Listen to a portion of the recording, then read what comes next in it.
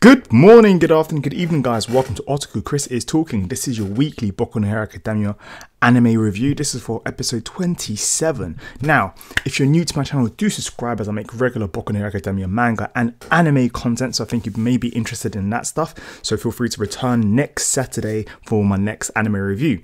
Okay, now this episode was something I was waiting for. I've been waiting for this now. That week break really felt like it was longer than it was. I almost got scared and thought that the 7th of the 8th, exactly, I thought the 8th of the 7th was actually going to be the 7th of the 8th, and I was like, oh shit, do I have to wait till August? Oh my god. But no, came out today, which is pretty cool. So I went to work, checked out this episode.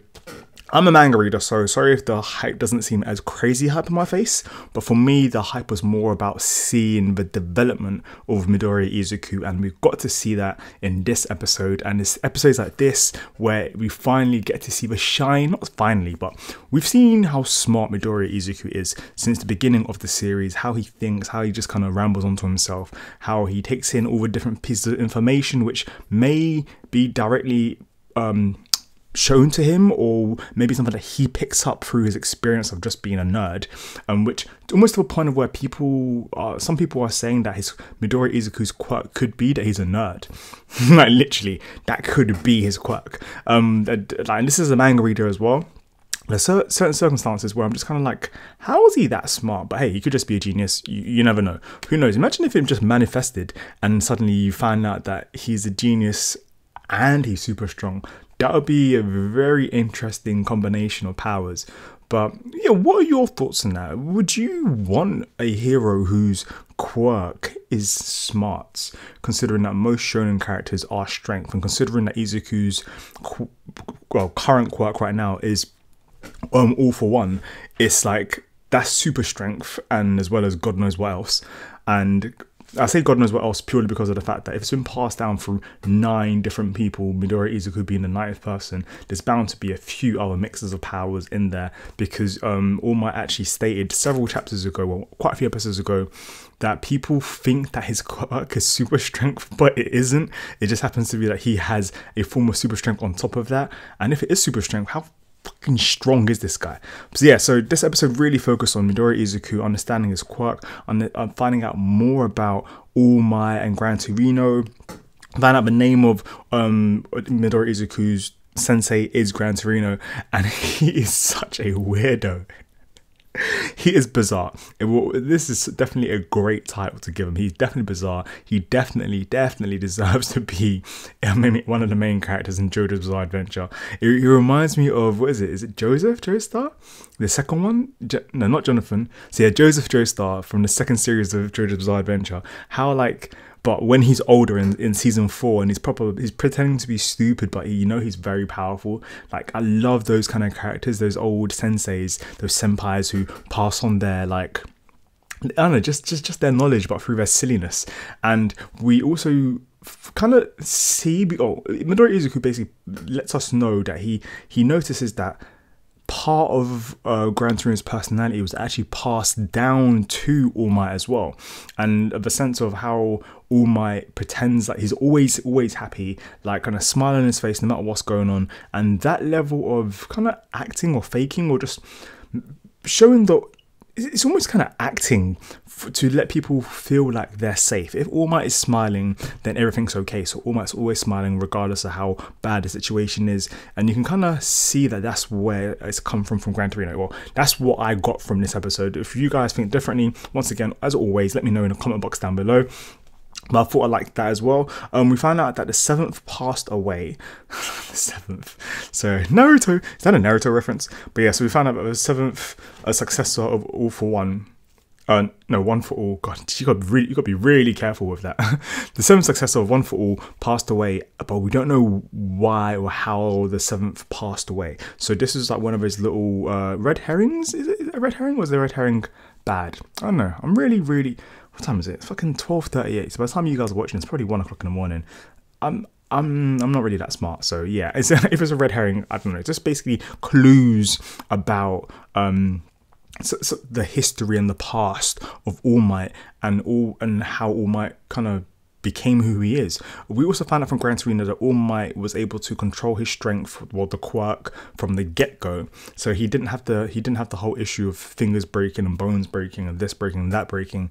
So that's pretty cool because he is totally different to Midori Izuku. Now, the last episode or 2 episodes back, when All Might lets Izuku know, oh, this is how I got my quirk. I know I was quirkless just like you. It's almost like, whoa, there is a connection, there is a bond between Izuku and All Might. But the way Gran Torino was like, yeah, but my training with All Might was totally different. And you find out Gran Torino was just basically beating him up, just strengthening his body the old school way, just straight up gut punch. I'm just like, oh. No wonder why All Might is scared of this guy. Alright, now, one thing, so that was that. So there's a whole portion of that Midori Izuku learning how to control it using the whole egg microwave thing and thinking to himself, how can I utilize this? And he learns a lot through Gran Torino speaking and Gran Torino just basically being himself. And I think that's really, really cool, because I feel like if Izuku was spoon-fed the answers, then I don't think it'd work out like that. So yeah, so Izuku actually manages to find a way to control his quirk by, instead of pushing all the 5% into one body part, he releases the same 5% across his whole body. That way it's not really like his body's just gonna fucking self-destruct. And hopefully next week's episode we should see Izuku finally start to be the Izuku that I know in the manga. Now, sorry guys, you guys don't understand how hype it's going to be. Literally everything we've watched up until now has been Izuku without his powers, basically. Even he's been doing cool flashy moves and stuff, but just remember that Izuku, he wasn't born with his quirk, so he's just basically been kind of going with the wind with how his quirk ability works, in comparison to someone like Bakugo, who not only has he had his quirk from a young age, he's very, very smart and is able to use it in different ways, in ways that are very unconventional but extremely useful. Now, I think Bakugo went to, he ended up being with Jean as well, the pro hero Jean. I think he's in the top 5, which is what Jean actually ends up saying. Jean Bestis, I think that's his name. He actually ends up saying that to Bakugo. He's like, oh, you chose me because I'm one of the top 5, isn't it? But then Bakugo says, yeah, but you chose me. But then Jean's like, yeah, I chose you because I believe in your quirk. I think that you're very smart. You're a genius, blah, blah, blah, blah. But your personality, you think you're the strongest, everything about you apart from your understanding of your quirk is piss poor. It's just shit. And I'm going to fix that. I'm going to sew this into you. We have a week, we have a lot of work to do. So very, very interesting to see how Bakugo will develop. And I like seeing these kind of things because loads of people were thinking, is Bakugo a villain? Especially as a manga reader, when I first read it, I was like, I wasn't really a fan of Bakugo. I didn't really understand what the fuck he was doing. I'm like, why are you so angry?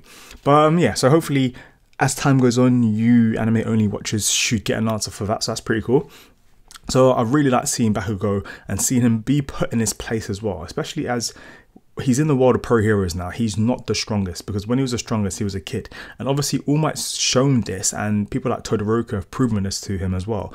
But I think once Bakugo's actually out there with pro heroes, who will realize where he actually stands. And well, I can't wait for this arc to kind of hurry up and go into some future shit. So yeah, we also get to see Todoroki. Todoroki ends up joining Endeavor, which is very interesting. Nice bit of kind of just a talk between the two of them. There wasn't that much screen time with the both, but it seems that Endeavor's going to be taking Todoroki out onto his first mission on the first night. So I want to see what Endeavor has to show to someone like Todoroki, who is extremely powerful. I guess that's inside the ice side, but it'd be interesting to see how he gets trained onto the fire side. We also get to see a quick glimpse of Minata, and he's Minata, oh my god, right, he's with Mount Lady, and Mount Lady's basically just saying to him, as a pro hero, you need to know how to like utilize your spare time. And like Minata's just cleaning, just hoovering, like, I'm not into this. We get to see, as well as some of the other class 1A students as well, what they're up to with their mentors, their senseis, and the pro heroes. Oh, I was gonna move on from this, but I wanted to just talk about Tetsu. And Kirishima, oh my god, Tetsuya and Kirishima, they're literally the same person. They're literally the same person, just a different hair color. Like, but I love that they're now. I didn't really get the name of the hero who they're with, but the hero who they're with seems like someone who would be all about strength. But from the way he's speaking, seems that he's going to basically implement order, discipline, and just kind of manners as well into the two of them. And this is the kind of things that can help in their future, because they're focusing a lot on strength, and that's fine, but there's going to be things in the future where your strength won't be all that good. You will need to be able to use more than your strength and understand situations and stuff. Being a hero isn't just about being strong. So I'm intrigued and very excited to see Kirishima's development.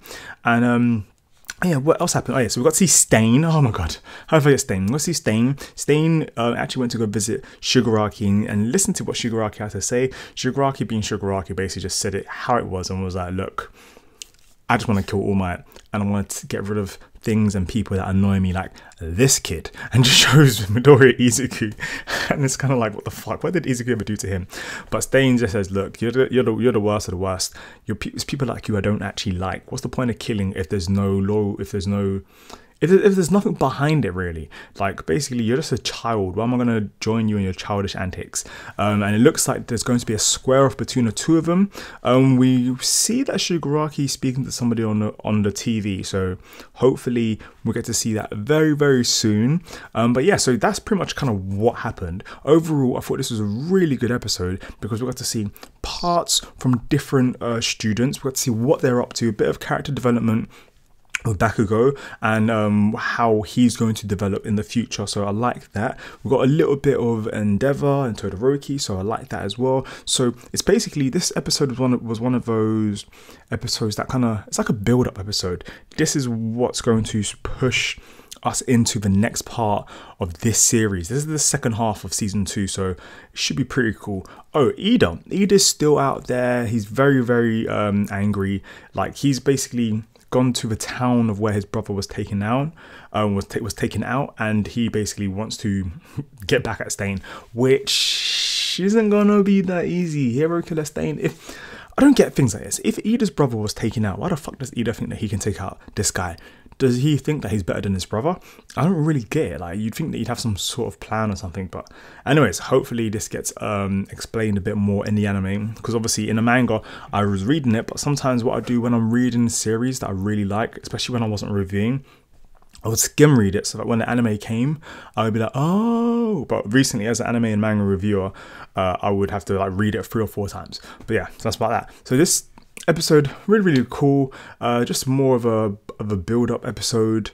A bit of everyone. Animation was really, really cool. The new opening and the new ending. The new ending, interesting. It was almost like if they were in a world of like 7 Deadly Sins, and like there's dragons and shit there. Like, Ida was a knight. Bakugo was looking boss.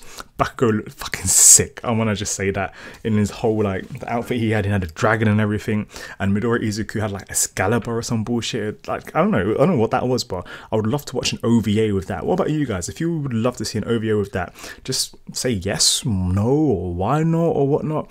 And the new opening I thought was really cool as well. It was how was the tone? It was very enjoyable. Kind of let us know that this arc is going to be a lot darker than a previous arc. The color choices as well was very, very different to the last one.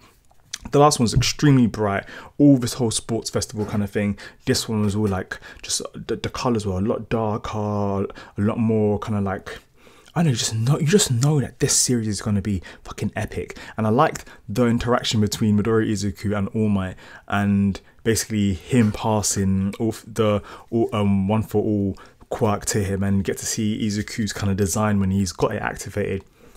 Fucking super cool. But yeah, I'm going off of one. I think I missed out a whole bunch of shit. But yeah, let me know what I've missed out on below. I'm going to be awake for the next hour and a half, so I'll try to reply to as many people as possible and join in the conversation. If you're new to my channel, do subscribe, because hopefully you enjoy my content. I will be making 1 or 2 videos a week of highly edited stuff. Follow me on my anime amino and I'll be letting you guys know when I'm dropping that, or on my Twitter or my other social medias, but all that is in the description box down below. Anyways, hope you guys have a great day. Let me know your thoughts on this episode. Let me know your thoughts on this review. Thumbs up, subscribe, all that good stuff. Otaku Chris is talking. Peace.